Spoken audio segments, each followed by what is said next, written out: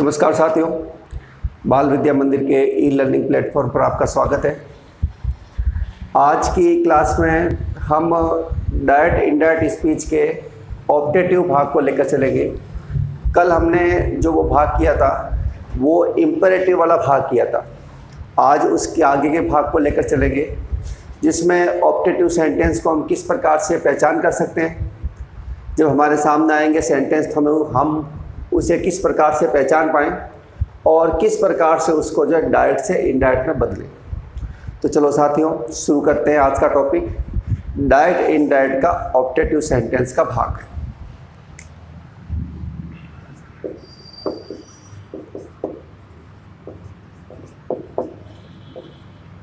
Optative sentence Hindi में अगर इसकी बात करें तो कामना सूचक वाक्य जो होते हैं वो ऑप्टेटिव श्रेणी की में आते हैं।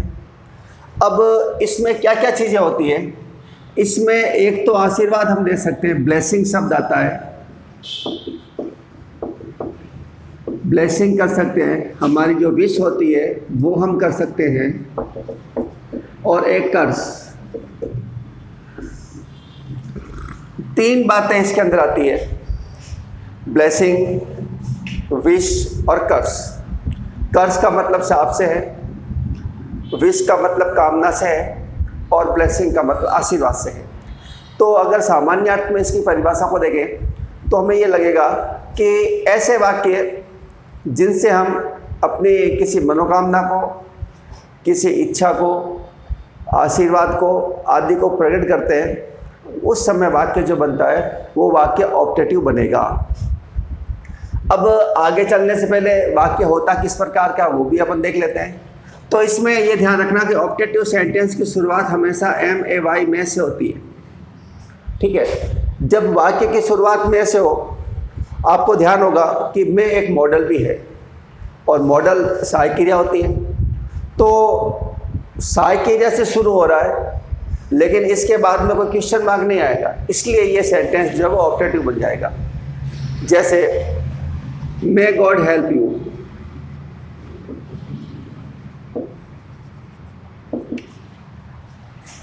मे से वाक्य की शुरुआत होनी, अंत में एक्सक्लेमेशन चिन्ह लगना। दो संकेत ऐसे हैं जो इस वाक्य को दर्शाते हैं कि ये वाक्य जो है वो वाक्य जो है ऑप्टेटिव सेंटेंस है। यहाँ क्वेश्चन मार्क नहीं आना चाहिए। अगर यहाँ क्वेश्चन मार्क आ गया तो फिर वो ऑप्टेटिव सेंटेंस नहीं रहेगा, वो आपके इंट्रोगेटिव बन जाएगा। और वो जैसे आप बोलते हो क्लास में जाते हैं, मे आई कम इन सर, तो ये क्या है, ये ऑप्टेटिव सेंटेंस नहीं है। मे से शुरुआत हो रही है, may I go home, may I do it, ये सारे होते हैं अनुमति मांगने के लिए, जिसमें अपन मॉडल्स के अंदर चलेंगे। किस प्रकार से मॉडल्स का प्रयोग करते हैं अपन अपने अंदर की बात को दर्शाने के लिए, अपने भावों को दर्शाने के लिए, तो वो मॉडल्स अलग हो गए। तो ये ध्यान रखना कि जब यहाँ क्वेश्चन मार्क ना आके इस प्रकार का चिन्ह आता है विस्मयादिबोधक का, और उसमें ऐसी बात कही जाती है जो कोई कामना सूचक हो, कोई आशीर्वाद हो, उस कंडीशन में जो है अपन इसको ऑप्टेटिव सेंटेंस बोलते हैं। तो मित्रों ये बात आपको समझ में आ गई होगी कि ऑप्टेटिव सेंटेंस किस प्रकार का होता है। अब इसकी आगे की कड़ी में अपन बात करते हैं कि क्या क्या चेंजेज होने वाले हैं। तो पहला चेंजेज यहाँ मैं करता हूँ RV के अंदर। RV का मतलब यहाँ रिपोर्टिंग वर्ब से है कि रिपोर्टिंग वर्ब में जब आगे रिपोर्टेड स्पीच वाला वाक्य ये होगा तो क्या परिवर्तन होगा।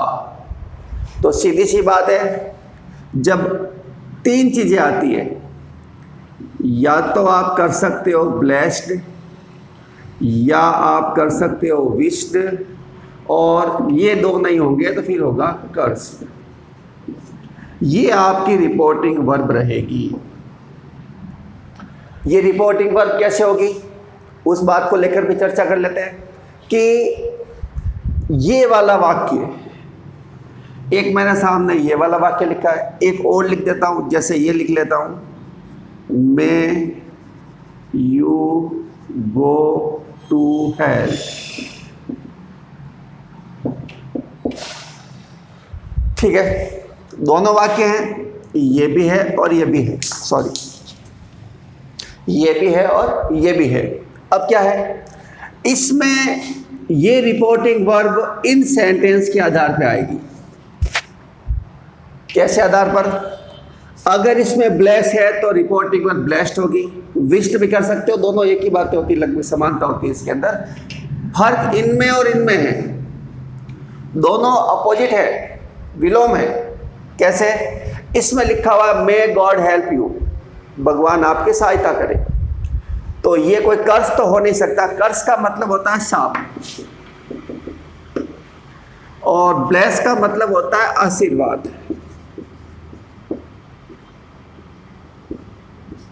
आशीर्वाद कह सकते हो या शुभकामना कह सकते हो, दोनों चीजें होती हैं। तो ये वाक्य निर्भर करेगा कि आशीर्वाद का भाग है या शाप का भाग है। तो जैसे यहाँ पे मे गॉड हेल्प यू, भगवान आपकी सहायता करे, तो ये सेंटेंस या तो आशीर्वाद में आ सकता है या फिर शुभकामना में आ सकता है। तो इस कंडीशन में अपन रिपोर्टिंग वर्ब को या तो ब्लेस में बदलेंगे या अपन विश्ड में बदलेंगे। लेकिन ये चीज आती है, जैसे may you go to hell, ये अगर चीज आती है तो हेल का मतलब नर्क होता है, भाई तुम नर्क में जाओ, ये एक प्रकार का शाप है, ठीक है ना। तो इसमें अपन ब्लेस आशीर्वाद थोड़ी हो सकता है, ये आशीर्वाद नहीं हो सकता, ये हो सकता है शाप। जो बुरी चीज आती है, बुरी कामना की जाती है, वो शाप के अंतर्गत आती है। जो अच्छी कामना की जाती है वो आशीर्वाद के अंतर्गत आती है। तो यहाँ पर जो है ये अगर वाक्य आएगा तो इसमें मैं रिपोर्टिंग वर्ब को बदलूंगा कर्ज के अंदर, और ये वाला वाक्य आएगा तो रिपोर्टिंग वर्ब बदली जाएगी या तो ब्लेस्ड के अंदर या फिर विश्ड के अंदर। आगे बात समझ में आपके? उसके बाद ये तो बात है रिपोर्टिंग वर्ब की। रिपोर्टिंग वर्ब आपको क्या करना है? तो रिपोर्टिंग वर्ब करना है या तो होगा विश्ड या होगा ब्लेस्ड, दोनों में से कोई एक हो सकता है। और अगर वाक्य बुरी कामना को लेकर है तो फिर आप जो है उसमें कर्ज करोगे।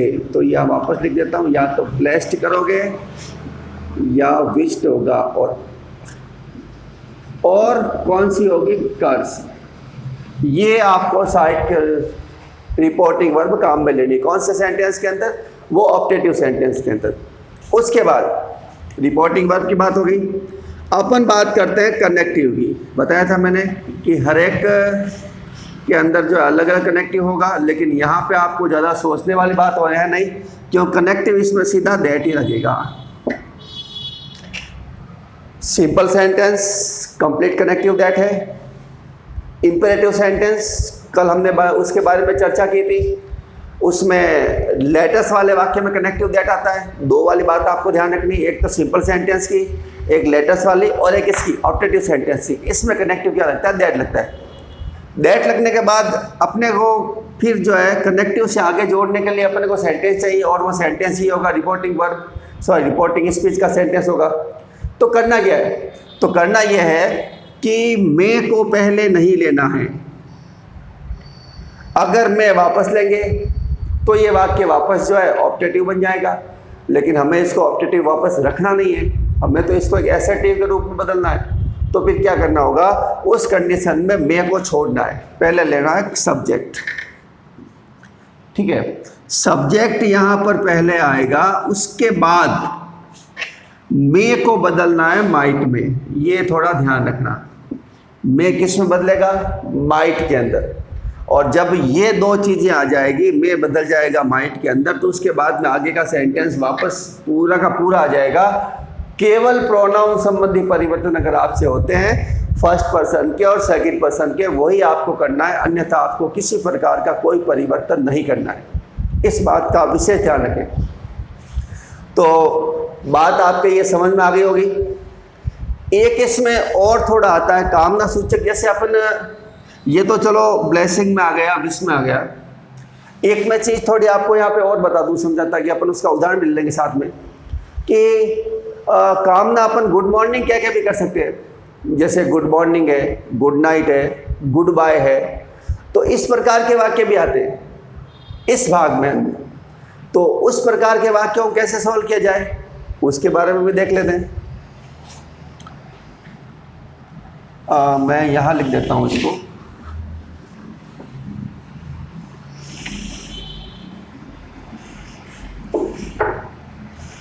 जैसे कोई सेंटेंस आ गया, मुझसे किसी ने कह दिया गुड मॉर्निंग सर, और ये वाक्य बन गया, ठीक है। अब इस प्रकार के वाक्य जो आते हैं वो भी ऑब्जेक्टिव श्रेणी में आते हैं क्योंकि कामना की गई है। तो इसमें आप ध्यान रखना कि रिपोर्टिंग वर्ब दो का ही प्रयोग होता है। दो का प्रयोग कौन कौन सा होता है? एक तो होता है विश, जो कामना की जाती है, ठीक है ना, मिलने के भाव में। देखो, जब अपन good morning, good evening, good night, goodbye ये सब करते हैं तो इसमें दो प्रकार के भाव आ सकते हैं। दो प्रकार के भाव कौन से? एक भाव तो होता है जब अपन आपस में मिलते हैं, मिलने का भाव होता है, साथ रहने का भाव होता है।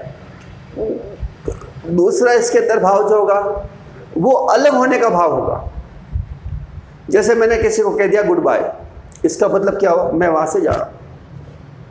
मैंने कह दिया गुड नाइट, इसका मतलब वो अलग होने का भाव है। सुबह जब आप अपने साथियों के साथ स्कूल आते हैं या कहीं जाते हैं, साथ रहते हैं तो गुड मॉर्निंग करते हैं। तो गुड मॉर्निंग करने का मतलब ये नहीं कि आप वहाँ से निकल रहे हो। गुड मॉर्निंग करने का मतलब ये हो गया कि आप उनके साथ हैं, एक विश की जा रही है। लेकिन जब आप गुड नाइट करते हो, गुड बाय करते हो, उस कंडीशन के अंदर जो होगा वो एक बिछड़ने के भाव को लेकर आता है, और जब बिछड़ने के भाव को लेकर आएगा तो वो वाला हिस्सा जो है वो बेड में जाएगा। ये ध्यान रखना। तो गुड मॉर्निंग, जैसे मैंने कहा गुड मॉर्निंग, तो अपने को इसमें विश करना होगा। अगर मैं यहाँ पे कह देता हूँ गुड नाइट, इसका मतलब ये हुआ कि ये क्या होगा? बेड होगा। अपन सेंटेंस करेंगे आगे, तब अपन और ज़्यादा क्लियरिफाई कर देंगे इसको। लेकिन अभी आप ध्यान रखिएगा कि इसमें किस प्रकार के सेंटेंस हो सकते हैं। गुड नाइट हो सकता है, गुड बाय हो सकता है, गुड मॉर्निंग हो सकता है, गुड इवनिंग हो सकता है, गुड आफ्टरनून हो सकता है।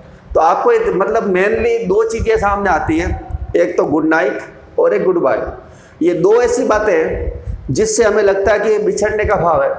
बाकी सब जो है मिलने का भाव होता है। उस कंडीशन में जब मिलने का भाव हो तो उस कंडीशन में आप रिपोर्टिंग वर्ब को करेंगे विश्ड, और जब बिछड़ने का भाव हो तो उसमें करेंगे बैड, ठीक है। उसके बाद इसमें क्या तरीका होता है वो तरीका थोड़ा जान लेते हैं। जिस प्रकार से अपने सेंटेंस आते हैं, सेंटेंस को एक भाग में यहाँ पे आपको करके दिखा देता हूँ ताकि आपको मालूम चल जाए कि किस प्रकार से जो है ये वाक्य बनेगा और किस प्रकार से हम जो है इसको पूरा करेंगे, ठीक है ना। जैसे अपन सेंटेंस लेते हैं,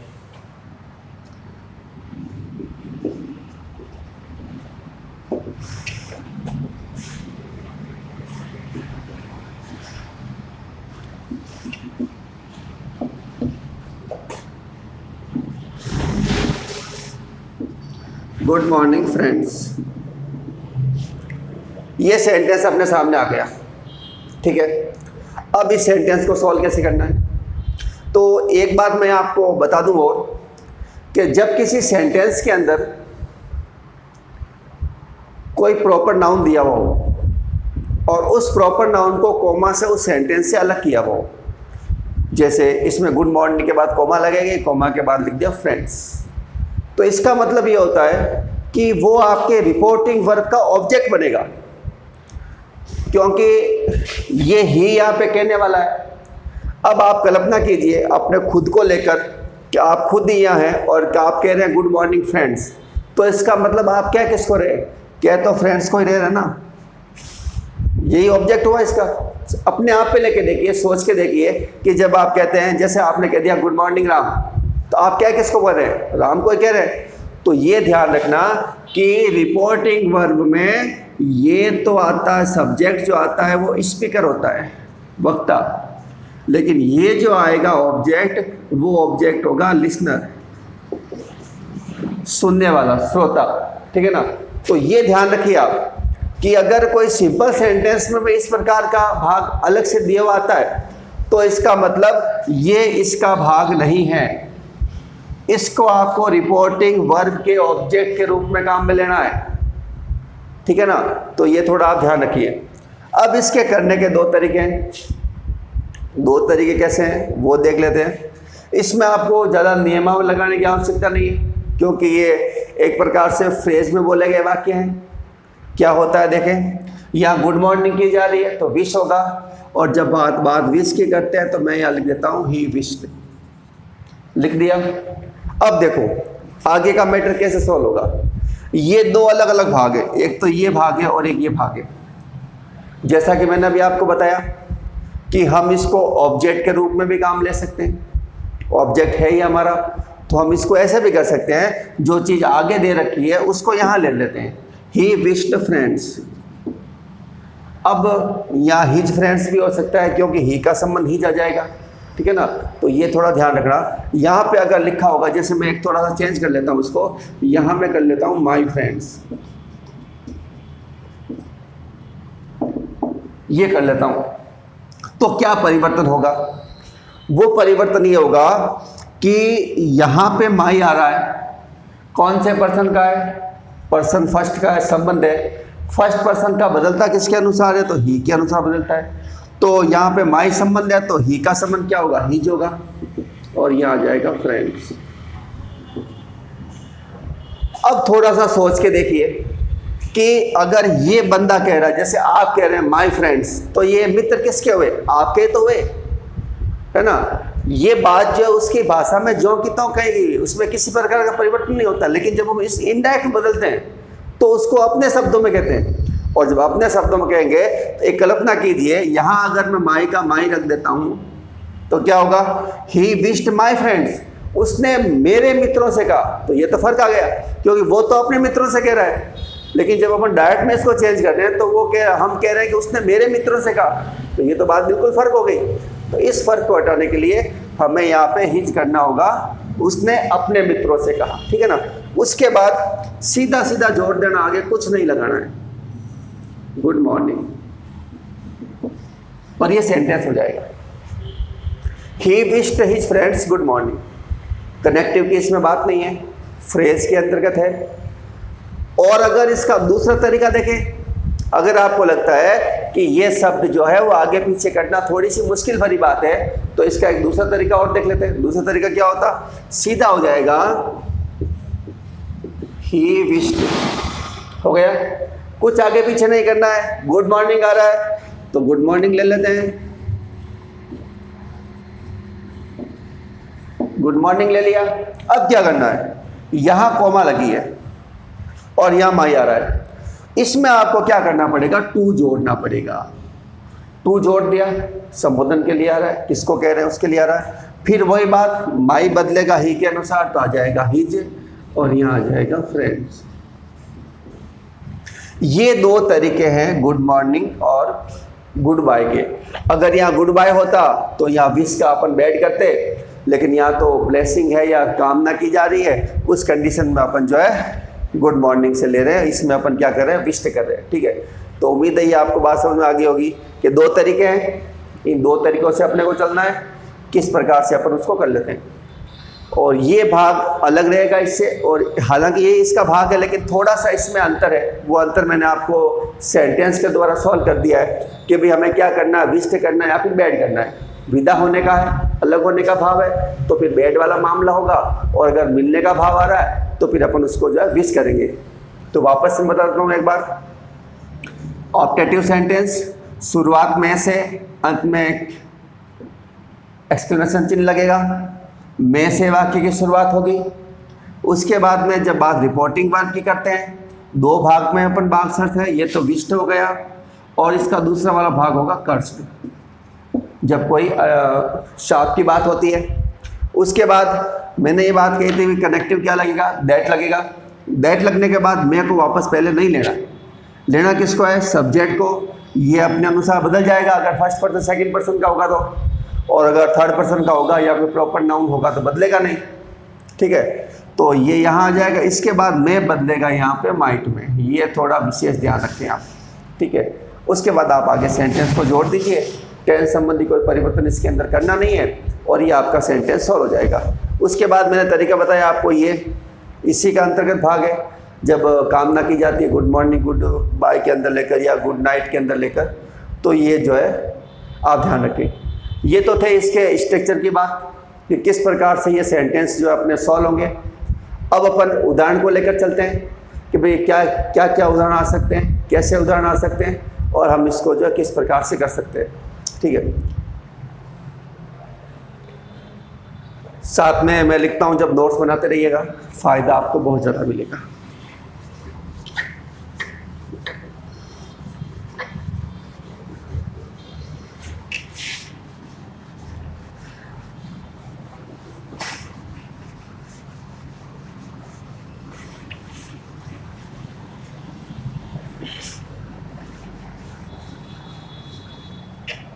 अब अपन चलते हैं एग्जाम्पल की तरफ, उदाहरण की तरफ। साथ में आप भी लिखते रहिए, अगर आपके पास कॉपी पेन आपने रखा है तो।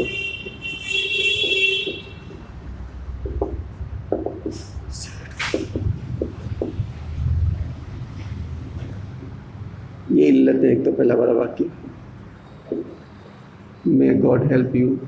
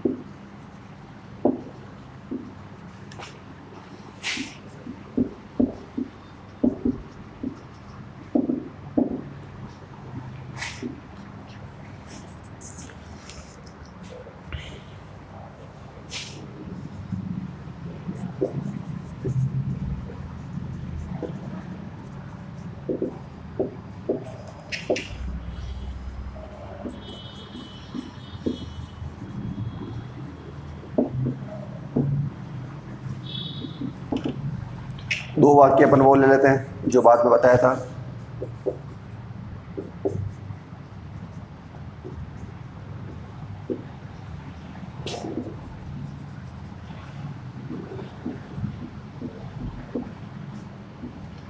Good morning children.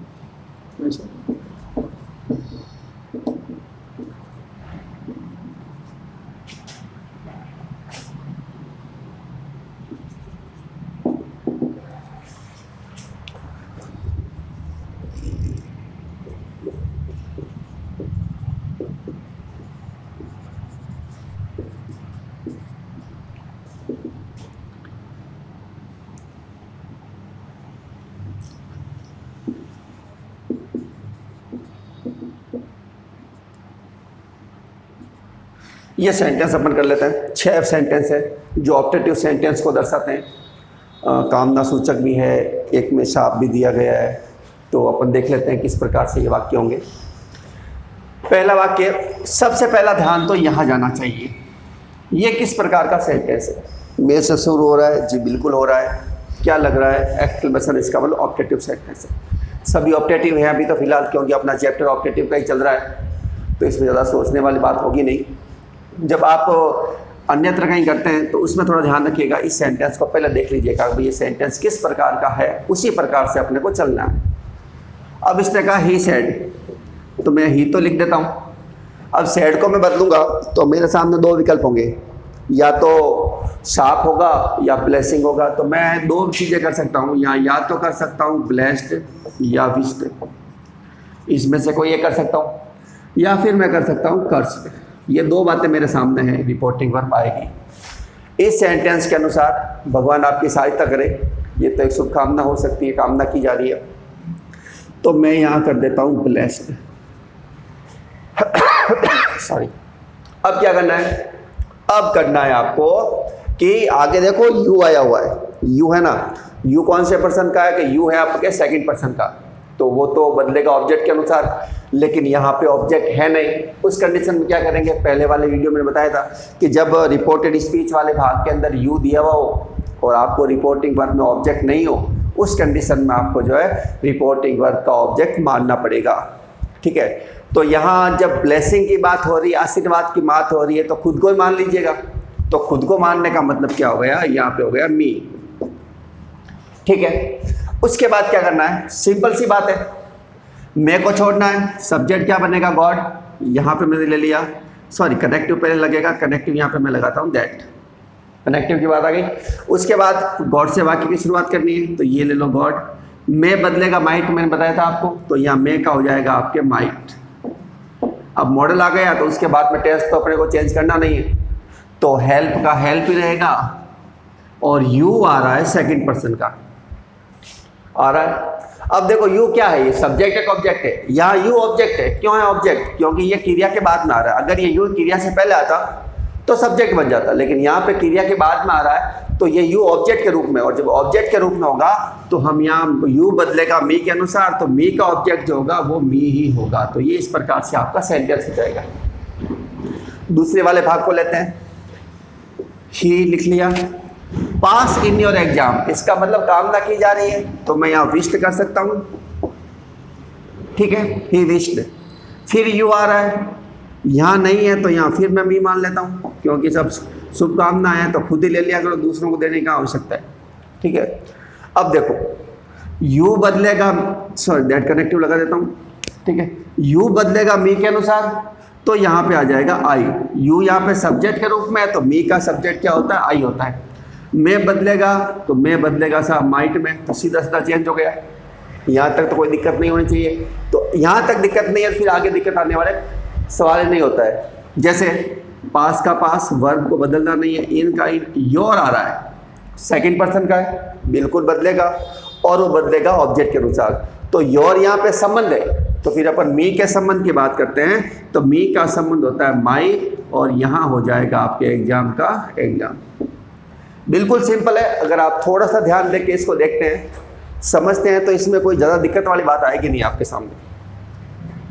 सी का सी, मे यू हैव मिसफॉर्चून, आप दुर्भाग्यपूर्ण हो, ये तो का शुभकामना नहीं हो सकती, ये हो सकता है शाप, अभिशाप हो सकता है। तो अपन यहाँ करेंगे कर्स, कर दिया। फिर वही बात, यू आ रहा है। अब देखो यू आ रहा है, मानना पड़ेगा, तो हिम मान लेते हैं। भाई अभिशाप क्यों ले रहे हो, शुभकामना अपन ले ली, अभिशाप दूसरों को दे देते हैं, तो हिम मान लिया, कोई भी हो सकता है, हमें उससे क्या करना है। तो यू बदलेगा हिम के अनुसार, कनेक्टिव दैट लगाने के बाद, तो यहाँ हो जाएगा ही। यू यहाँ पे सब्जेक्ट था, तो हिम का सब्जेक्ट क्या बनेगा, ही बनेगा। उसके बाद मैं बदलेगा माइट के अंदर, तो ये लो माइट के अंदर बदल दिया। ठीक है, अब हैव का हैव रहेगा, और मिसफॉर्चून का मिसफॉर्चून रहेगा। इसमें कोई चेंजेस होगा नहीं, क्योंकि यहाँ पे जो है ये वर्ब के रूप में है, सहायक क्रिया के रूप में नहीं है। मैं मॉडल, सॉरी सहायक क्रिया के बाद आ रही है, तो वो वर्ब के फर्स्ट फॉर्म के रूप में है यहाँ पर है। इसमें देखो द बेगर, क्या करना है, मे गो टू हेल्प, नर्क में जाइए, तो ये तो कर्स हो गया, और यहाँ फिर मैं हिम मान लेता हूँ, मान लिया मैंने हिम। अब क्या करना है, यू बदलेगा, चलो हिम बार बार मान दे तो हर मान लेते हैं, हर मान लिया, तो हर मानेंगे तो यू बदल जाएगा आपके कनेक्टिव दैट के बाद में सी के अंदर, क्योंकि यू सब्जेक्ट है, और हर का सब्जेक्ट क्या बनेगा, तो हर का सब्जेक्ट तो सी बनेगा। उसके बाद में क्या करना है, मे को बदलना है, तो ये लो साहब मे को बदल दिया मैंने, माइट के अंदर बदल दिया। उसके बाद आपको कोई परिवर्तन नहीं करना है, टू गो का गो, टू का टू, हेल का हेल, और पीछे लग जाएगा आपके फुल स्टॉप। ठीक है, अब अपन बात करते हैं आगे, गुड मॉर्निंग और गुड बाय। बताया था मैंने आपको, गुड मॉर्निंग का मतलब अगर मिलने का भाव है तो विष्ट होगा, और ये वाला विचरने का भाव है तो बैड होगा। दो सहायक क्रिया आपको काम में लेनी है, कनेक्टिव वगैरह इसमें कोई झंझट है नहीं। दो तरीके मैंने बताए थे आपको, एक इस तरीके से करते हैं, एक दूसरे वाले तरीके से कर देते हैं। कैसे, ये गुड मॉर्निंग वाला है तो द टीचर विष्ट, यहां तक तो ठीक है। इस वाले भाग को आगे लेते हैं, तो टीचर के अनुसार ये बदलेगा, फर्स्ट पर्सन का है, तो अपन टीचर को ही मान लेते हैं, माई संबंध है, तो ही का संबंध क्या होगा, हिज हो जाएगा, और हिज चिल्ड्रन, यहां तक हो गई। ये चीज आगे ले ले, अब कोई समस्या नहीं है, इसको आगे जोड़ना केवल, तो यहां पे आ जाएगा गुड मॉर्निंग। एक तो ये सेंटेंस बन गया। दूसरा सेंटेंस क्या बन रहा है, दूसरे तरीके से लेते हैं तो ही। अब ये गुड बाय कर रहा है, अलग होने का भाव है, चलो बैड कर लेते हैं, ही बैड, ठीक है। यहाँ ही जगह लगा दिया तो कोष्ठक में लगा दो, क्योंकि वो अपने पिता से ही कह रहा है, ठीक है। और यहाँ दिया हुआ नहीं है, इसलिए अपन लगा भी सकते हैं, नहीं लग क्या नहीं भी लगा सकते, दोनों विकल्प अपने पास। लेकिन अगर कोष्ठक में लगा देंगे तो थोड़ा सा वाक्य का अर्थ जो ज़्यादा स्पष्ट हो जाएगा। तो यहाँ मैं इसको आगे ले लिया मैंने, तो यहाँ मैंने कर दिया फादर।